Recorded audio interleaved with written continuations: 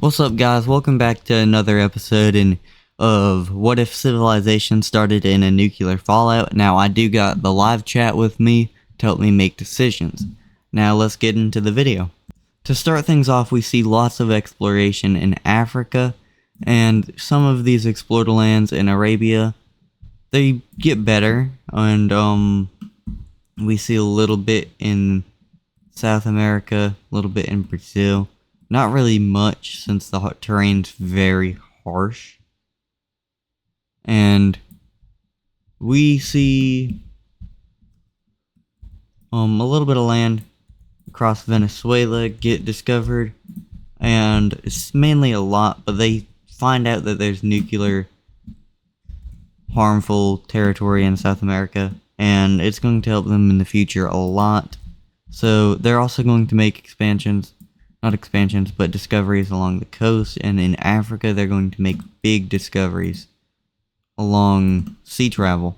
Now, sea travel is going to be more advanced in this series compared to any other. Way more advanced at the start off, because we did come from a civilization that was nearing the discovery of the Americas. And with that, they discover all of Africa, habitable Africa that they know about down south, and Madagascar. Now we see a new nation popping up in South Africa. Here we see this huge South African nation forming mainly due to immigration, and it's going to be formed, and countries are going to react to this negatively. They're all going to hate South Africa because of how many people are really traveling to South Africa, and South Africa is going to create a lot of major cities with a very thriving little area, and they're going to be happy. Their government's going to be set up well. They're going to be a democracy, actually, for a bit. So first things first, to start off what's happening between the countries, is our daily Rome update. Now, this is something new I want to start doing, but this country's going to break away from Rome. They're going to expand a lot, and they're just going to expand up in northern Italia, and they're going to expand. Rome's going to finally accept that they can't defeat them, and they're going to sign a peace treaty with them. So here we also see this northern Italian superhouse just expand a little bit into Rome and up into the Alps a little bit, but let's go ahead and see something different. Here we see these two countries forming an alliance against Persia. Here we see this triangle alliance get formed to combat against Persia, just in case they try invading from here, or navally through this little area in the Persian Sea, or Arabian Sea, whatever you want to call it. And Persia is going to be really mad about this, but they can't really do anything because Persia has no friends. Since Persia has no friends, they're going to want to be like, what are we going to do? Here, let's just create some new friends in Qatar. Here we see Persian-funded rebels in the Qatar team just form, and they're going to rise up. They're going to be put down a lot, but this is going to be their full extent, since they are really big, and it's going to be only mutants. Now, this makes sense because they're such a diverse country when it comes to their religion, their everything.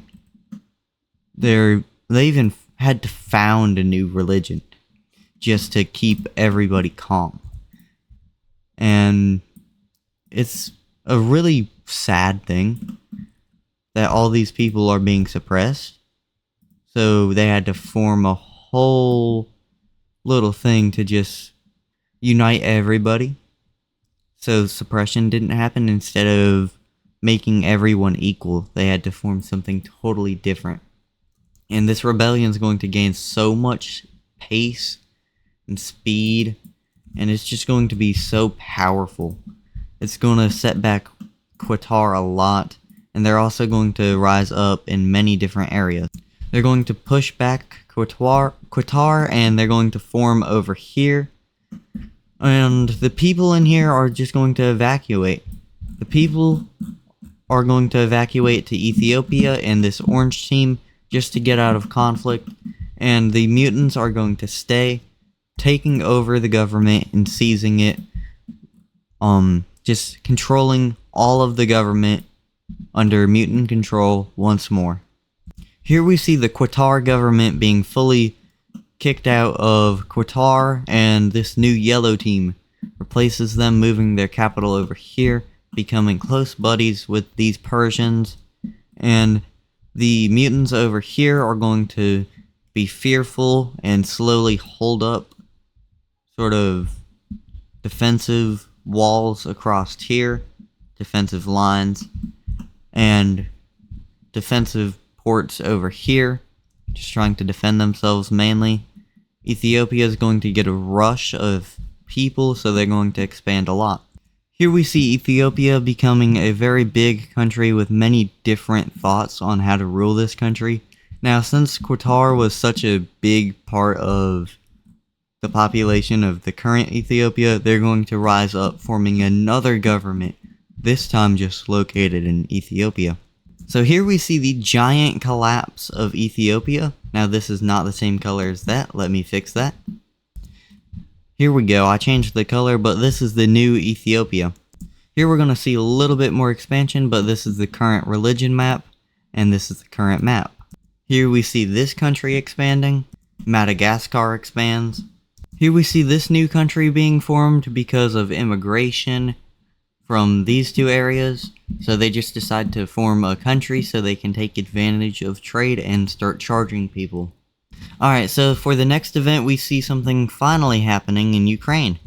So Ukraine recently had this blue team rebel, and they're pretty strong, but they would be invaded into so fast since they are struggling and just set up a government which is already failing. And Ukraine did accept this terms of treaty, but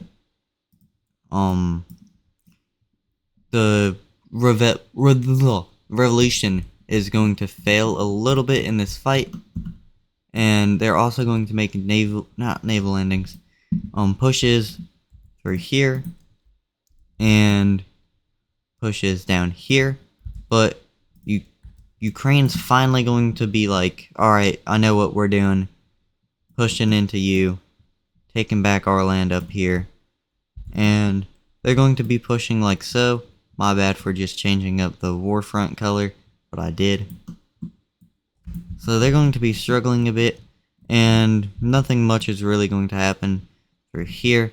They're just going to push across these in between those two little lakes, and down here take one of their major cities, which would have been like their second capital, taking both their major cities, and they're going to peace. Because Ukraine won this revolution, they're going to expand a lot. For our last event, we are going to be in Africa. Here we see a peaceful rebellion from the pink team, well, purple team, whatever you want to call it. But here we see this not very peaceful fight between the green team and purple team. Now, their main goal is to just reunite with their areas of their religion. So they're going to destroy the purple team a lot, because the purple team is very weak right now because they just let off a lot of land and they're still moving their military assets over. So they're just going to stop around here and make a peace treaty. This is going to be the peace treaty. Looks a little odd, but I'm still working on it. But it does follow provinces like so. So this is a little bit of a province error, which there's going to be tons, but I'm just going to fix it up a little bit. And yeah, there we go. Now it looks good. Now that'll be it for today's episode. I know today's episode is a little bit shorter than usual, but there was a lot of events that did happen in this episode, and it will affect the future of my Wixo series. Goodbye, y'all. Don't forget to like and subscribe and hit that thumbs up.